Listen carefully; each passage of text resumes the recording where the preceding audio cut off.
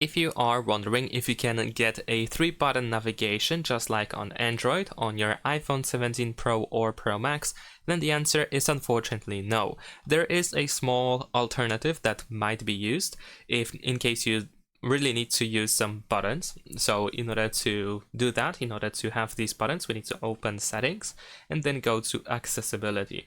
Over here in accessibility, open the touch settings, and then we can choose assistive touch and we can turn it on over here.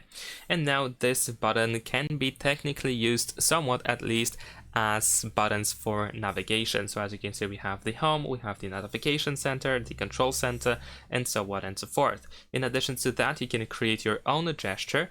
So you can, for example, swipe from the left side towards the middle in order to create the going back gesture, and then you can add it to this menu. You can also choose customize top level menu in order to choose how many icons and what icons you want to use over here. So you can also choose the app switcher, for example, because it is actually missing by default. So you can go to the list of background apps, and that's pretty much it. Thanks for watching, leave a like and subscribe.